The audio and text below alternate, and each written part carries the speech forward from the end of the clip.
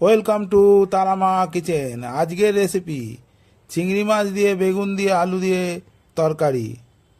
তো চলুন ভিডিওটা আমি শুরু করি, আর ভিডিওটা আমার সম্পূর্ণ দেখবেন। ভালো লাগলে লাইক, কমেন্ট, শেয়ার আর সাবস্ক্রাইব করে আমার পাশে থাকবেন।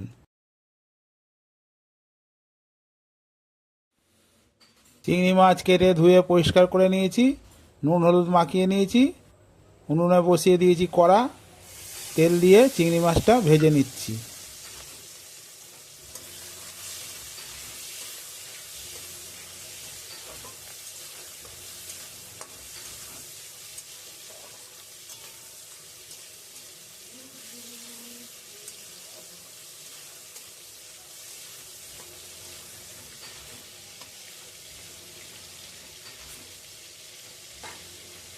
চিংড়ি মাছ ভাজা হয়ে গেছে, তুলে নিয়েছি।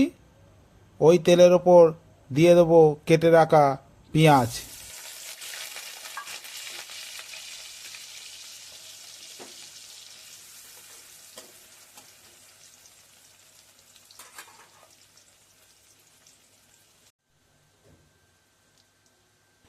পেঁয়াজ হালকা লাল হয়ে গেছে, কেটে রাখা বেগুন আর আলু দিয়ে দিচ্ছি।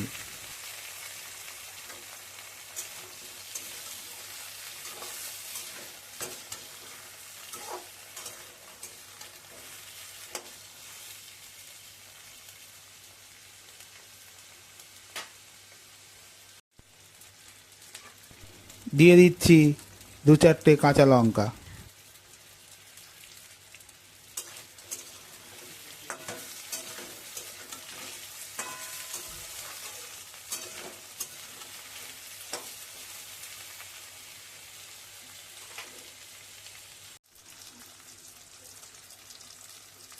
সব কিছু হালকা করে ভাজা হয়ে গেছে, দিয়ে দেবো পরিমাণ মতো জল।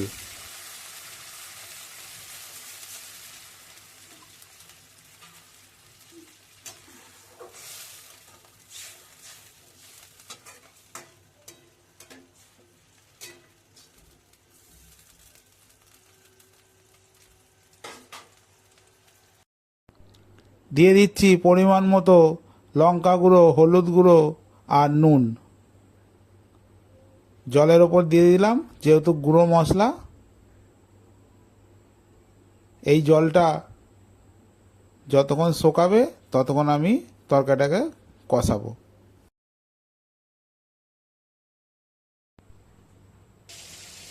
জলটা কমে এসছে, আমি ভেজে রাখা চিংড়ি মাছ দিয়ে দিলাম।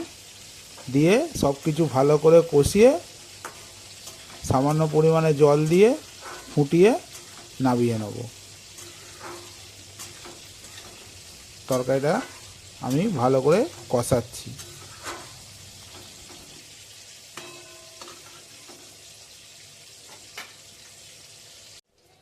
তরকারিটা ভালো করে আমার কষানো হয়ে গেছে, এবার পরিমাণ মতো জল দিয়ে দিচ্ছি।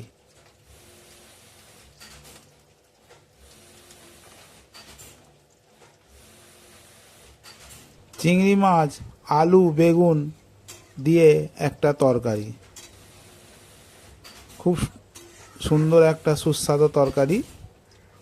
আপনারাও বাড়িতে এইভাবে বানাবেন, খুব সুন্দর হয়।